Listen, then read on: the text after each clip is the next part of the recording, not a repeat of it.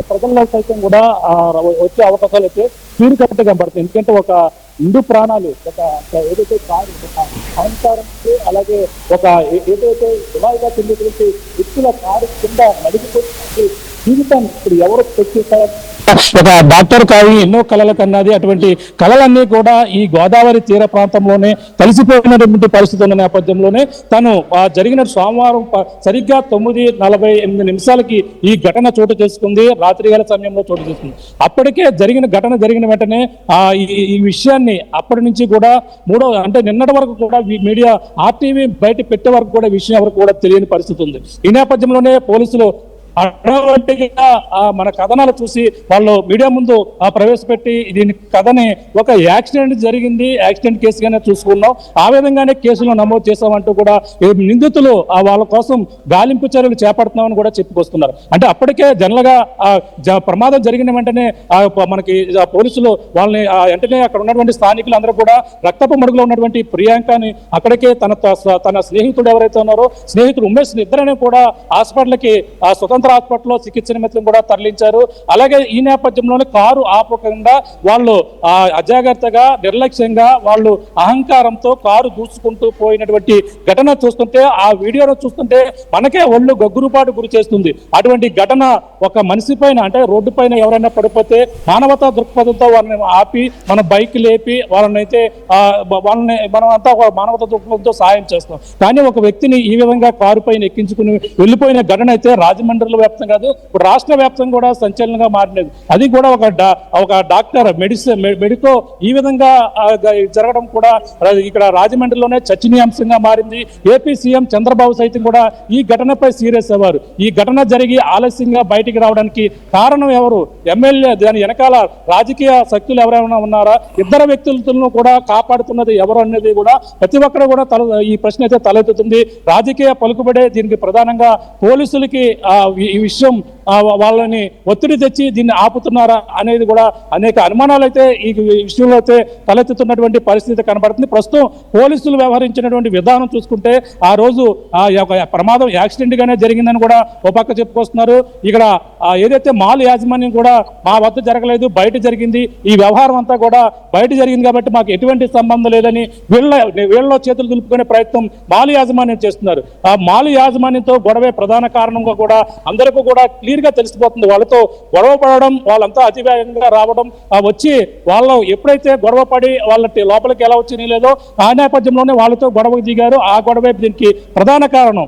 వాళ్ళ అభం శుభం తెలియని బట్టి ఈ మెడికో తిరిగి సినిమా చూసి వెళ్ళిపోతున్న నేపథ్యంలోనే అతివేగంగా వచ్చి వాళ్ళతో గొడవ పడి ఈ యొక్క యాజమాన్యం ఎవరైతే ఉన్నారో ఈ ప్రసాద్ ఆదిత్య మాల్ సంబంధించిన యాజమాన్యం అక్కడ ఉన్నటువంటి సెక్యూరిటీ మొత్తం అందరూ కూడా వాళ్ళే దీన్ని ఎక్కువగా అంటే వాళ్ళు పట్టుకునే ప్రయత్నం కూడా కారును చేశారు. ఆ క్రమంలోనే వాళ్ళు తప్పించుకునే ప్రయత్నంలోనే ఈ కారు దూసుకుంటూ వెళ్ళిపోవడం, గేట్లు వేసే ప్రయత్నం కూడా జరగడం, ఇవన్నీ కూడా జరిగాయని కూడా క్లియర్ గా సీసీ ఫుటేజ్ లో కూడా తెలిసిపోతుంది. కానీ జరిగిన ఘటన ఒకటైతే జరిగిన సోమవారం నాడు జరిగింది, అలాగే మంగళవారం బుధవారం నిన్న మొన్నటి వరకు కూడా తెలియని పరిస్థితి. 3 రోజుల వరకు కూడా ప్రధానంగా దీనికి దాయడానికి కారణం ఏంటి, అమ్మాయి బ్రెయిన్ డెడ్ అయింది అనేది కూడా వార్తా కథనాన్ని RTV ఇచ్చిన తర్వాతే ఈ ఉదంతం బయటకు వచ్చింది.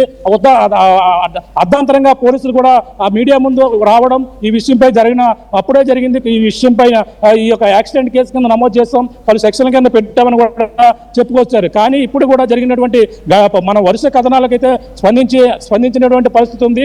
అంతేకాకుండా దీనికి సంబంధించిన వ్యవహారంలో ముఖ్యంగా దీని వెనకాల ఎవరున్నారని తెలియదు. ఒకటైతే ఇప్పుడైతే కూడా వాళ్ళని హడావడిగా వాళ్ళని పైన పలు సెక్షన్ల కింద కేసులు నమోదు చేశారు. ఇప్పుడు కూడా సెక్షన్లు మార్చి వాళ్ళని ఏదైతే రిమాండ్ కూడా తరలిస్తున్నామని కూడా చెప్పుకొస్తున్నారు. కానీ దానికి సంబంధించిన FIR రిపోర్ట్ ఎక్కడ, FIR రిపోర్ట్ లేదు. దానికి సంబంధించిన మీడియా అడిగినా సరే ఎవరు కూడా FIR లేదు, ఆన్లైన్ లో కొట్టినా సరే FIR రావడం లేదు. కానీ దీనికి ప్రధాన పోలీసులు ఎందుకని జనరల్ గా ఏదైనా ఒక ఇన్సిడెంట్ జరిగితే మీడియా వెళ్ళి అడిగితే ఆ డీటెయిల్స్ ఇస్తారు బయటికి. ఎందుకంటే పబ్లిక్గా జరిగినటువంటి ఇన్సిడెంట్ సీసీ కెమెరాల్లో రికార్డ్ అయింది. ఒక మెడికోకి ఇంత నష్టం జరిగింది, ఒక కుటుంబం ఇంత దారుణంగా నష్టపోయింది. మరి ఈ ఇన్సిడెంట్కి సంబంధించి కనీసం డీటెయిల్స్ పోలీసులు ఎందుకు బయట పెట్టడం లేదు అనే ప్రశ్న వస్తే, ప్రకాష్ ఏవైనా అంటే ఒక ప్రముఖ నాయకుడు ఒత్తిడి తెచ్చే ప్రయత్నం చేస్తున్నారు అన్న సమాధానం వినిపిస్తోంది.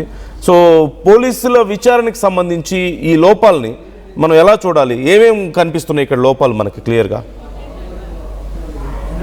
ప్రధానంగా జరిగిన ఘటన తర్వాత ఆ నిందితులు మా కస్టడీలో లేరని కూడా పోలీసులు మీడియా ముఖం కూడా చెప్పారు. వాళ్ళ యొక్క పూర్తి వివరాలు తెలిసే తప్ప వాళ్ళ కోసం అన్వేషణ చేస్తున్నామని కూడా చెప్పుకొచ్చారు. కానీ నిన్న సాయంత్రానికే సరిగ్గా వాళ్ళు మీడియా ఏదైతే అడిగిన ఉదయం అడిగాము వాళ్ళని కూడా సాయంత్రానికి అరెస్టు చూపించడం, అలాగే అరెస్టు చూపించిన తర్వాత ఈ రోజు రిమాండ్ కూడా తరలిస్తున్నామని కూడా చెప్పుకొస్తున్నారు. కానీ ఎక్కడా కూడా వాళ్ళకి సంబంధించిన ఫుటేజ్ బయటకు రాలేదు, వాళ్ళకి సంబంధించిన ఫోటోలు బయటకు రాలేదు.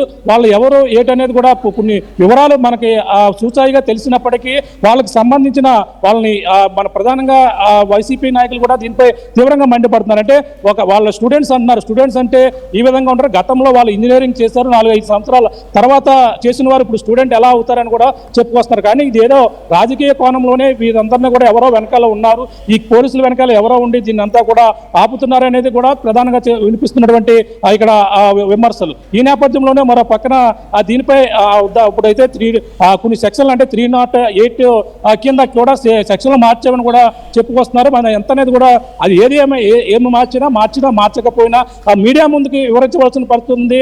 ఆన్లైన్ ఎఫ్ఐఆర్ ఖచ్చితంగా రావాల్సిన అవసరం ఎంతైనా ఉంది. ఆ ఎఫ్ఐఆర్ కనపడడం లేదు.